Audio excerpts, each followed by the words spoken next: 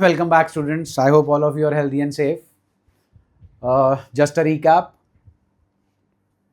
पिछले वीडियो में हमने किया था provisions affecting accounting treatment in the absence of partnership deed, important provisions of Indian partnership act.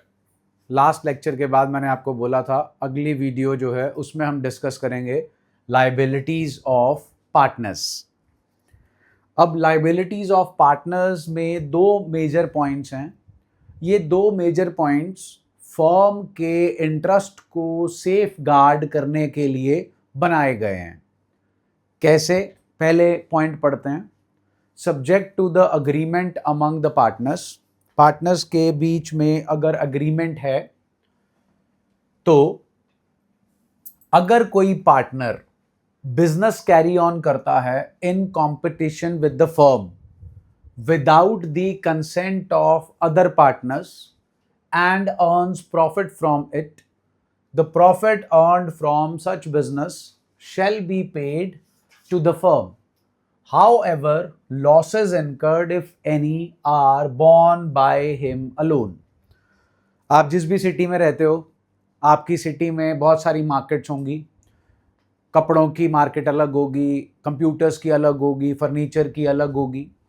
तो अगर आपका बिजनेस कंप्यूटर्स का है और जो आपकी सिटी में मेन हब है, जैसे हमारी सिटी लुधियाना, यहाँ पर कोचर मार्केट जो है एक मार्केट है जहाँ पर कंप्यूटर से रिलेटेड सब कुछ मिलता है. Laptops, mobiles, not mobiles, laptops आ गए, आपके टैब्स आ गई, सारी चीज़ें जो हैं वो आपको कंप्यूटर से रिलेटेड सब कुछ वहाँ पे मिलता है. अगर हमारी फर्म वहीं पर बिजनेस कर रही है, 3 पार्टनर्स हैं ए, बी एंड सी. उसमें से सी जो है वो उसी मार्केट में थोड़ी सी दूर उसने छोटी सी शॉप रेंट पे ले रखी है. हम भी computer and computer related accessories बेच रहे हैं, वो भी बेच रहा है without the consent of the other 2 partners. तो अगर वो अपनी छोटी सी शॉप से कोई भी प्रॉफिट अर्न करता है तो वो प्रॉफिट उसे देना पड़ेगा फर्म को. हाँ, अगर उसी बिजनेस से उसे होता है लॉस तो लॉस फर्म बेयर नहीं करेगी, वो लॉस खुद ही भुगतेगा.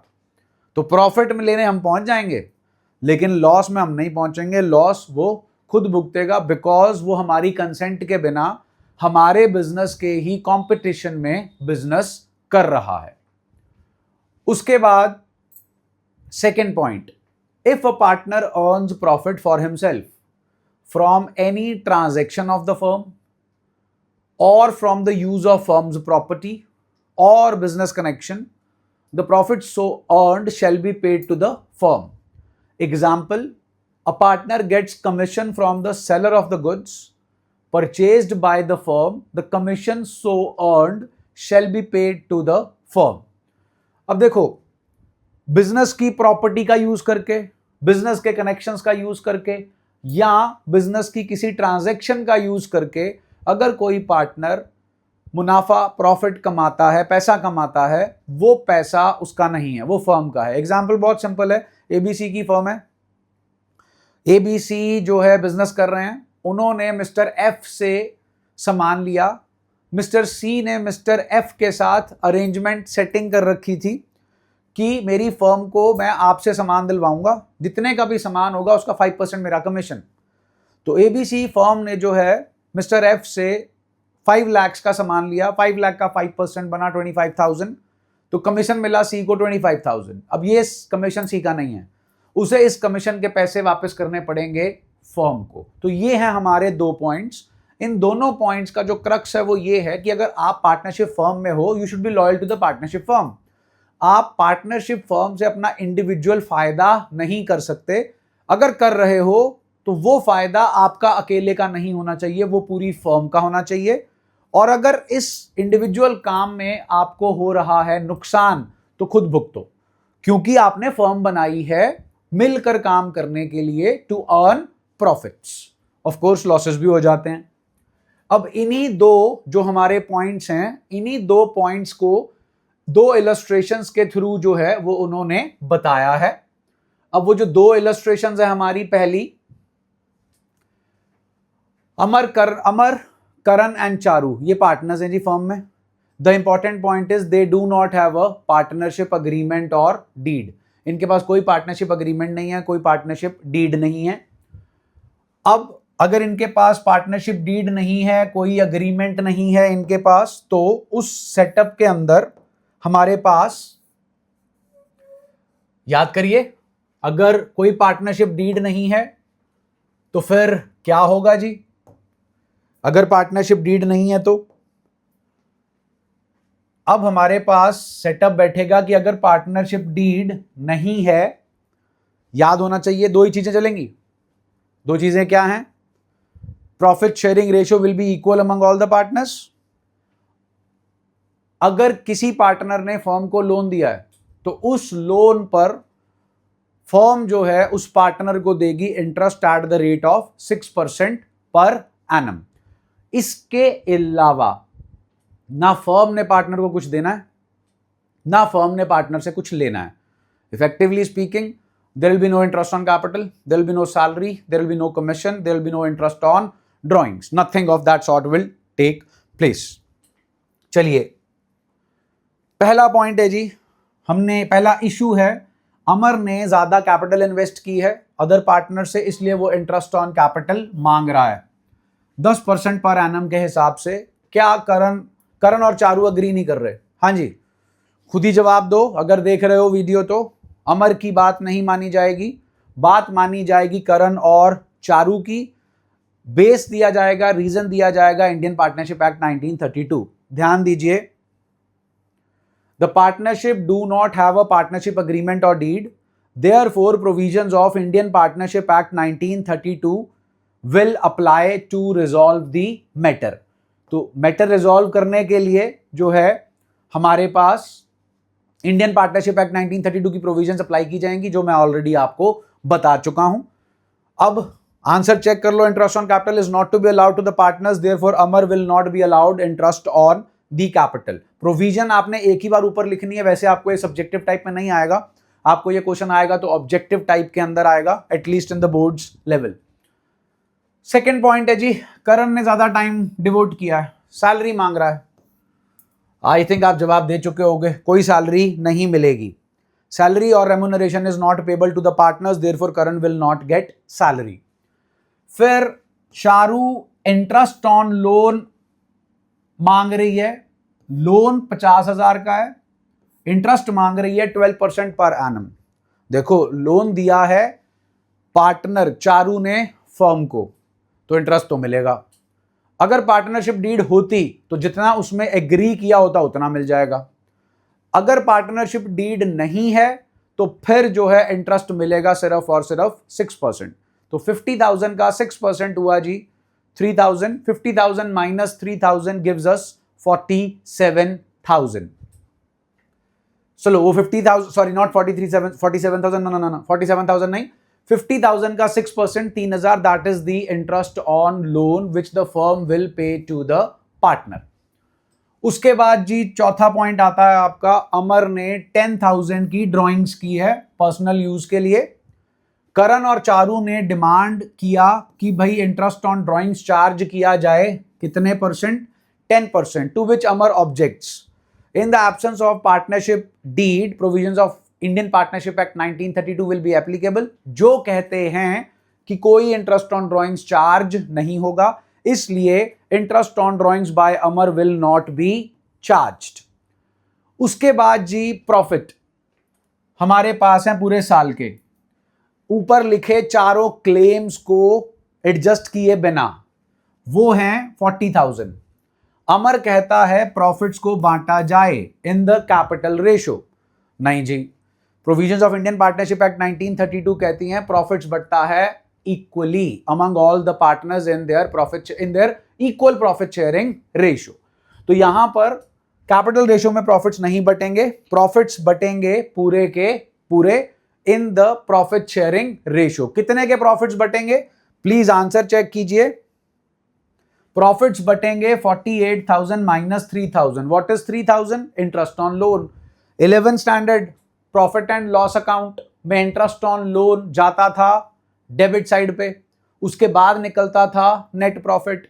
हमारा प्रॉफिट है 48,000, उसमें से इंटरेस्ट ऑन लोन 3,000 का माइनस करना है, बचा 45,000। ये 45,000 डिस्ट्रीब्यूट होगा among all the partners in equal ratio, that is equally.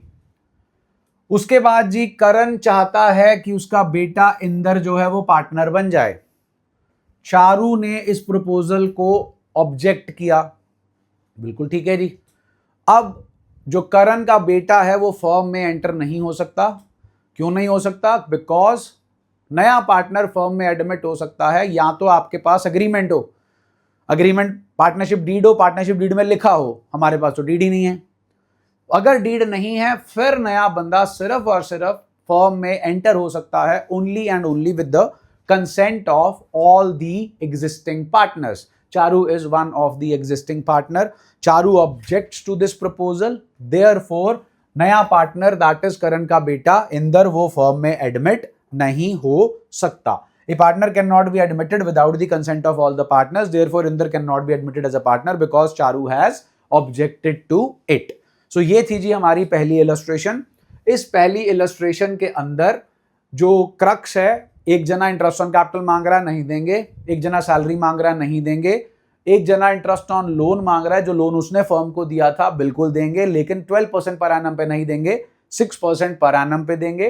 फिर एक पार्टनर ड्राइंग्स कर रहा है, बाकी के पार्टनर्स कह रहे हैं कि उसकी ड्राइंग्स पे इंटरेस्ट चार्ज किया जाए, नहीं होगा। और नया पार्टनर जो है वो फर्म में एंटर भी नहीं हो सकता। और जो प्रॉफिट हमें दे रखा है वो है 48,000।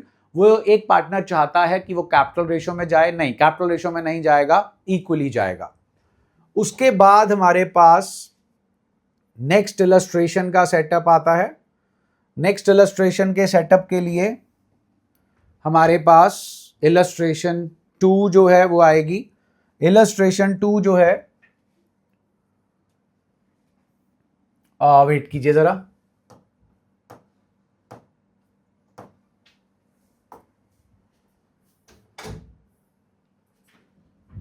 हाँ जी, इलस्ट्रेशन 2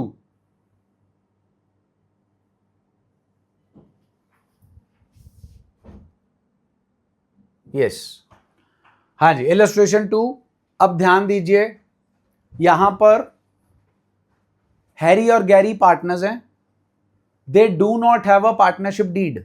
ध्यान से सुनिएगा, पिछले क्वेश्चन में भी पार्टनरशिप डीड नहीं थी, but had agreed on the following. लेकिन हैरी और गैरी नीचे लिखे हुए 5 क्लॉजेस पे एग्री कर गए। पार्टनरशिप डीड नहीं है, इसका मतलब राइटिंग में कुछ नहीं हुआ। Partnership agreement can be oral और रिटन, यहां पर ओरल अग्रीमेंट है। Orally they both have agreed on the following 5 points. तो पहला पॉइंट कि हैरी जी को सैलरी मिलेगी 10,000 पर मंथ, साल का हो गया 1,20,000। गैरी जी को कमीशन मिलेगा, जितना भी नेट प्रॉफिट होगा उसका 10%। इंटरेस्ट अलाउ किया जाएगा कैपिटल्स के ऊपर 10% पर एनम, और इंटरेस्ट ऑन ड्रॉइंग्स चार्ज किया जाएगा 10% per annum. Partner can not be admitted, नया पार्टनर तब तक एडमिट नहीं हो सकता जब तक पुराने दोनों पार्टनर्स एग्री ना करें। तो ये चीजों पर जो है आपके हैरी जी और गैरी जी जो है वो एग्री कर गए। अब डिस्प्यूट राइज हो गया हैरी और गैरी में। अब डिस्प्यूट राइज हो गया, हमें रिजॉल्व करना है।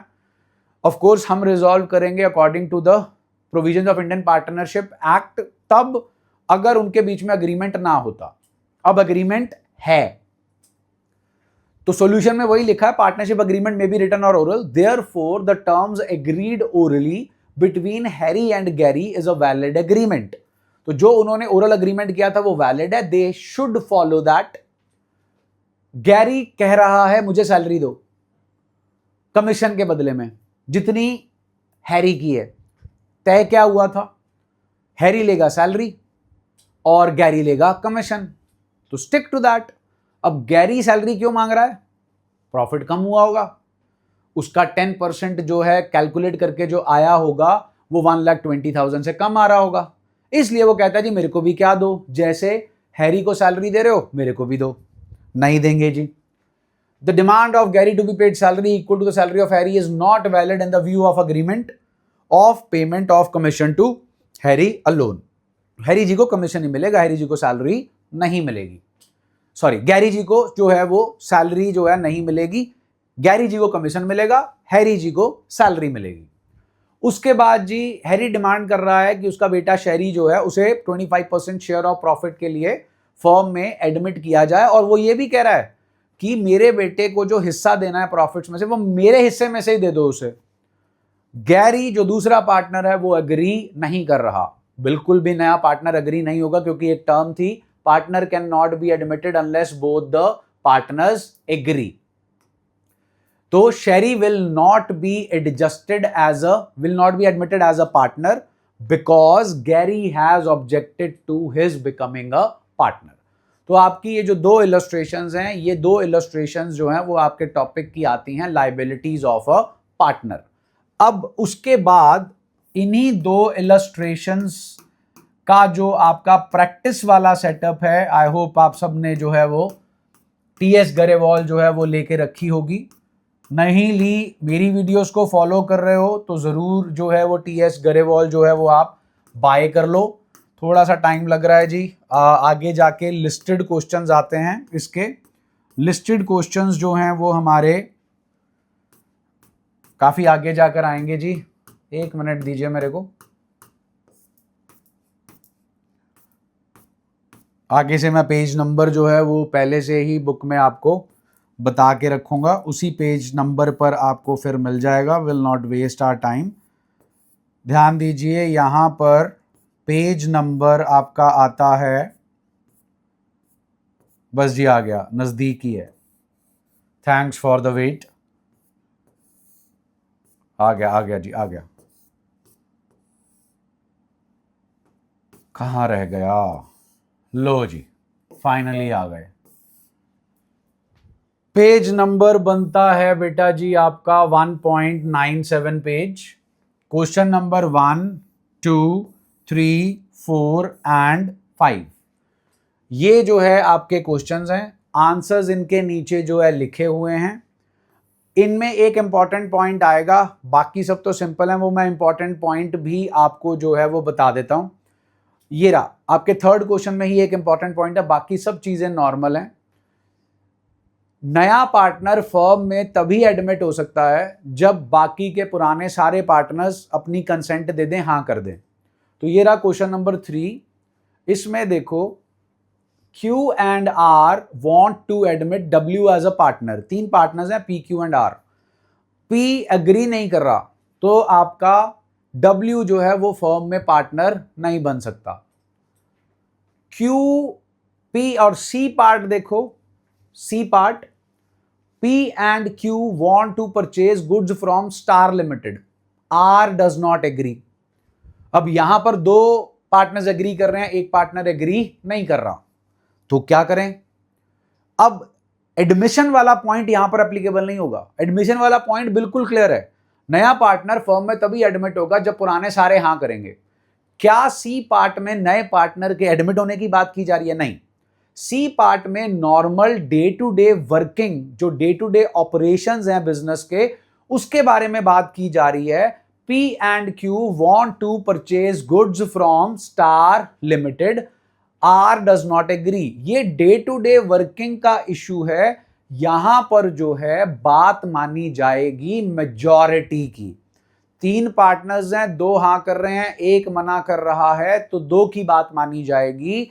आर जो स्टार लिमिटेड है उससे गुड्स लिए जाएंगे, आर की बात नहीं मानी जाएगी। सी पार्ट चेक कर लो, गुड्स में be brought from star limited. तो आपके पास ये 5 क्वेश्चंस हैं। लाइबिलिटीज ऑफ द पार्टनर्स वाला पॉइंट भी है इसमें, और साथ ही साथ आपका पॉइंट है कि provisions of Indian partnership act 1932 follow करनी पड़ेंगी अगर हमारे पास जो है पार्टनरशिप अग्रीमेंट नहीं है। तो यहां पर जो है 5th question, no partnership agreement, no partnership agreement in 4th question. In 3rd question, following differences have been arisen in between PQ and R।